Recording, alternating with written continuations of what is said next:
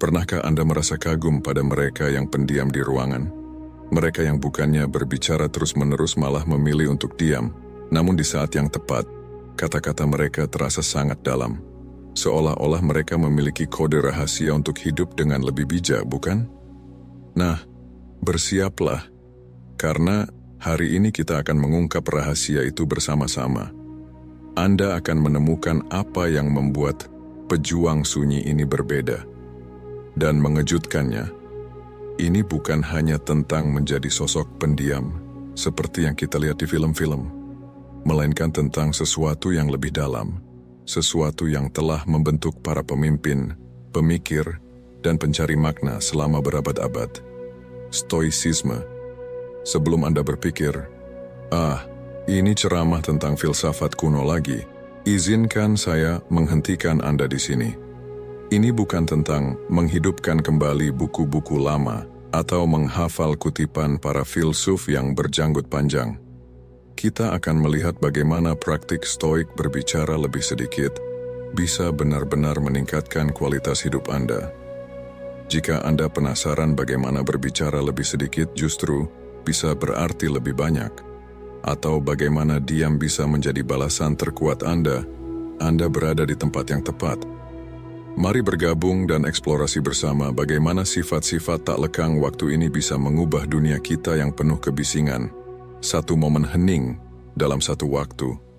Jangan lupa tekan tombol like dan mari mulai perjalanan ini bersama-sama dan pastikan kita menuntaskannya sampai akhir. Setiap wawasan yang kita ungkap di sini akan saling melengkapi, membangun peta jalan untuk menguasai kekuatan diam dalam hidup Anda sendiri. Tetaplah bersama kami sampai akhir, di mana keajaiban sesungguhnya terjadi, mengubah diam menjadi kekuatan super pribadi Anda. Anda tidak akan mau ketinggalan satu pun dari perjalanan ini, karena ini bukan sekadar perjalanan, tetapi sebuah transformasi yang akan berkembang setiap detiknya. Mari kita mulai. 1. Diam membingungkan lawan. Ketika Anda memilih diam, Anda seperti memegang cermin bagi dunia, membiarkan orang lain menunjukkan siapa diri mereka. Sementara Anda tetap tenang seperti pohon yang kokoh di tengah badai. Ini adalah tentang menguasai seni ketenangan, di mana diam Anda menjadi kanvas bagi pikiran dan ketidakpastian orang lain untuk menampakkan dirinya. Ini bukan tentang menutup diri, melainkan sebuah penerimaan tenang yang strategis, sebuah pelajaran dari para stoik yang mengajarkan kita kekuatan menjadi seperti air, jernih, reflektif, dan tidak terganggu. Lao Tzu pernah berkata, diam adalah sumber kekuatan yang besar. Bayangkan menumbuhkan kekuatan stoik dalam diri Anda, memupuk kebijaksanaan saat kekacauan berusaha mengganggu ketenangan Anda. Strategi diam ini mengguncang pola dialog biasa, di mana kata-kata seringkali dilempar seperti panah untuk mengenai sasaran. Namun, diam Anda menjadi perisai, memantulkan panah tersebut, dan membuat si pemanah kebingungan tidak tahu langkah selanjutnya. Ini adalah momen di mana Anda tidak hanya mendengarkan tetapi juga mengamati gelombang ketidakpastian yang bisa ditimbulkan oleh ketenangan Anda. Dalam keheningan ini, Anda belajar, merencanakan, dan berada beberapa langkah lebih maju. Diam Anda berbicara banyak, memberitahu dunia bahwa Anda adalah seseorang yang bertindak dengan niat, bukan impuls.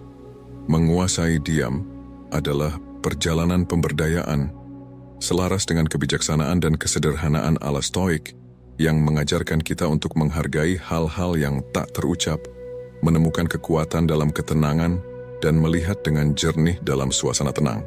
Diam ala stoik ini bukanlah kekosongan. Ini adalah ruang penuh potensi, di mana Anda bebas untuk mengamati, merefleksi, dan memilih jalur dengan presisi. Jadi, biarkan diam menjadi strategi dan kekuatan Anda. Dalam diam, temukan suara Anda, dan biarkan ia memandu Anda dengan kebijaksanaan zaman.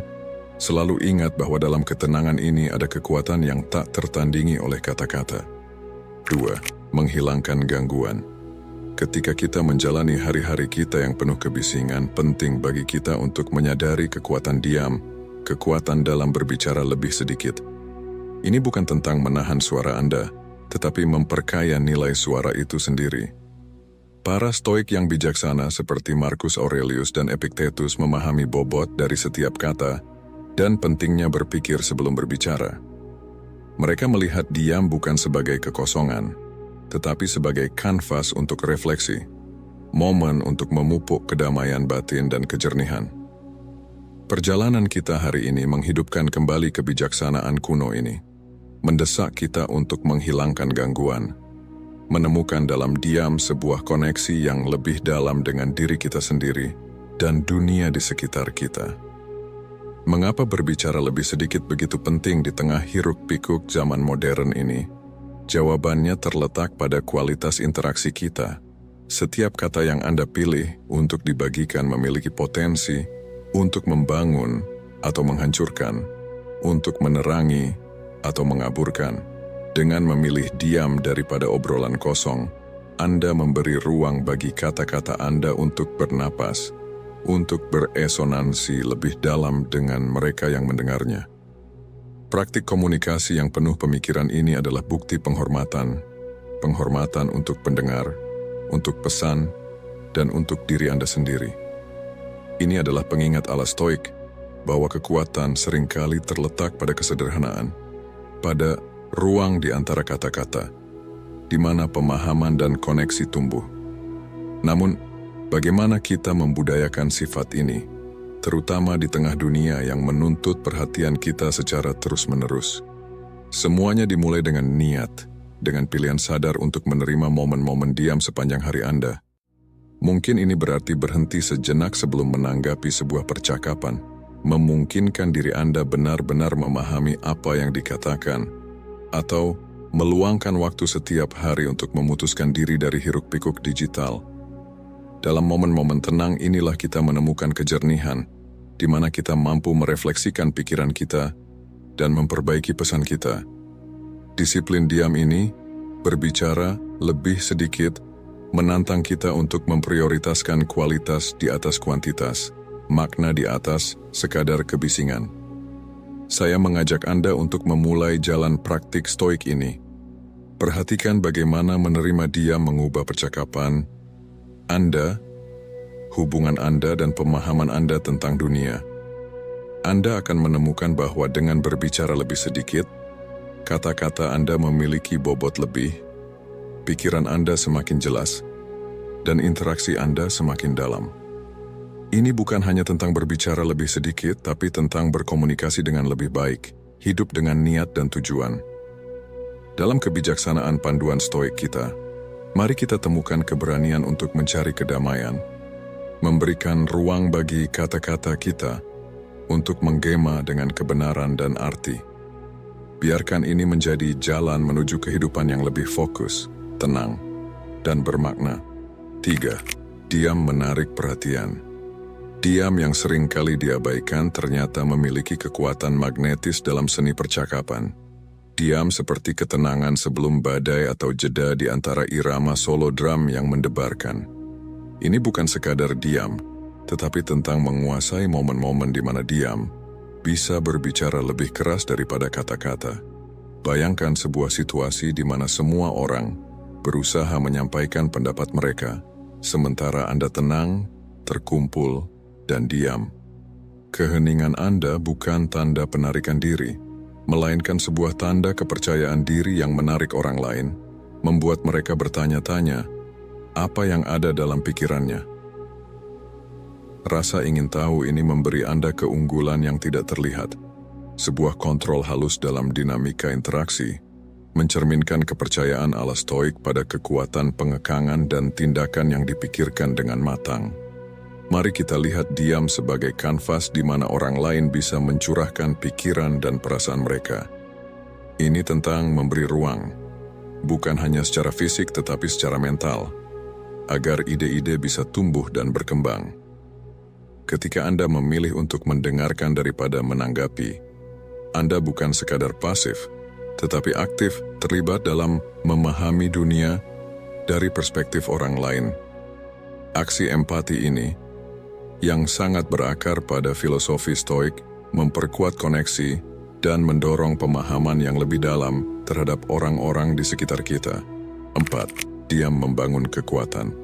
Pernahkah Anda melihat seseorang yang memegang kendali dalam sebuah ruangan bukan karena suara kerasnya, tetapi karena keheningan yang penuh makna?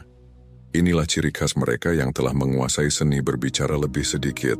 Sebuah sifat yang sangat selaras dengan filsafat Stoik. Stoikisme mengajarkan kita tentang kekuatan introspeksi dan ketenangan batin, kebajikan yang berkembang dalam keheningan.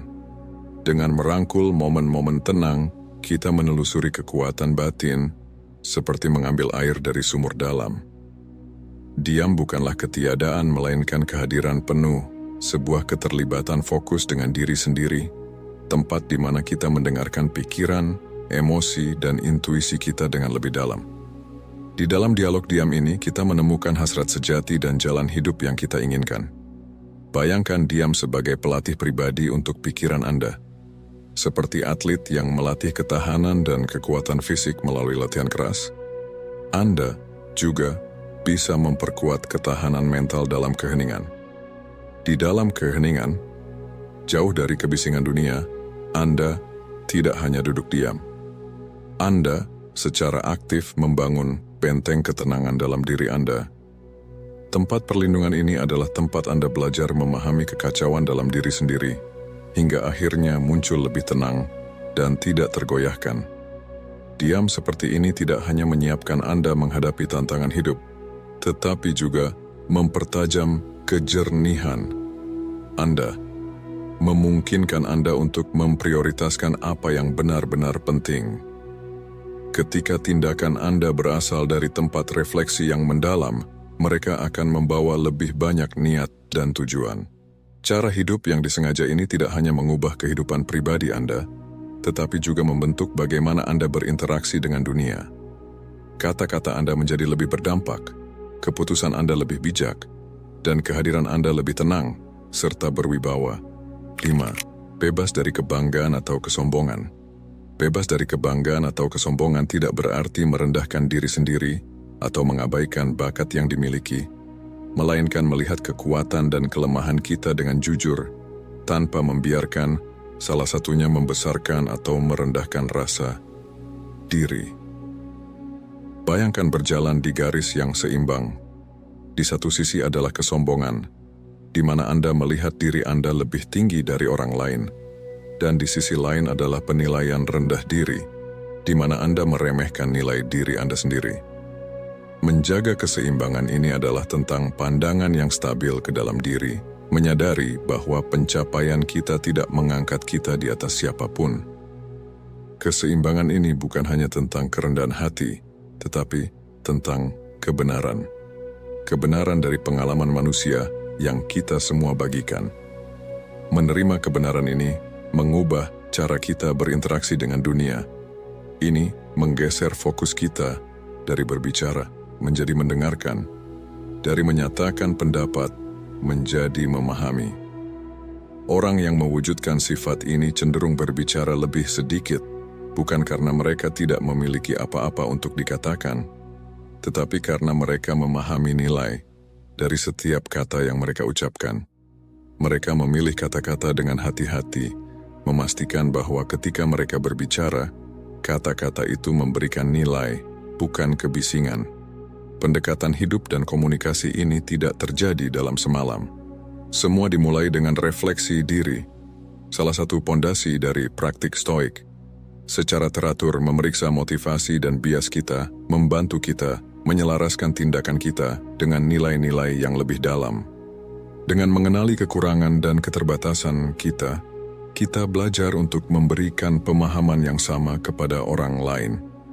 Proses ini bukan tentang menemukan kesalahan, melainkan tumbuh dalam kebijaksanaan dan belas kasih. 6. Diam dalam negosiasi. Mari kita bicara tentang kekuatan diam, terutama dalam seni negosiasi. Diam, jika digunakan dengan tepat, adalah seperti senjata rahasia, sesuatu yang telah dihargai oleh para stoik bijaksana dari zaman dahulu dan masih memiliki kekuatan besar dalam dunia modern kita yang serba cepat. Diam bukan sekadar ketiadaan suara. Ini adalah strategi penuh makna yang bisa mengubah dinamika percakapan apapun. Pikirkan diam sebagai ketenangan sebelum badai, bukan yang membawa kekacauan, tetapi yang membawa kejelasan, pemahaman, dan pada akhirnya penyelesaian. Mengapa orang yang berbicara lebih sedikit, terutama dalam negosiasi, seringkali berada dalam posisi yang kuat? Ini bukan tentang menahan diri demi menciptakan misteri. Ini tentang menciptakan ruang. Ruang untuk refleksi, untuk membiarkan debu mengendap, memungkinkan kita melihat inti dari apa yang benar-benar penting. Marcus Aurelius pernah berkata, Anda memiliki kekuatan atas pikiran Anda, bukan atas peristiwa di luar. Sadarilah hal ini, dan Anda akan menemukan kekuatan. Menggunakan diam dimulai dengan kesadaran diri. Mengetahui kapan dorongan untuk berbicara hanyalah reaksi, bukan respons. Ini seperti menjadi kapten kapal di tengah laut yang bergelora. Ombak percakapan mungkin naik turun, tetapi tangan Anda tetap stabil, memilih kapan untuk melaju dengan kata-kata atau kapan berlabuh dalam diam. Praktik ini tidak hanya mencerminkan kepercayaan diri tetapi juga rasa hormat. Hormat untuk momen itu, untuk kata-kata yang belum terucap, dan untuk orang-orang yang kita ajak bicara. Ini adalah keyakinan bahwa apa yang kita katakan harus memiliki makna, berdampak, dan ketika waktunya tiba, membawa perubahan. 7. Menghormati orang lain dengan empati dan kepedulian.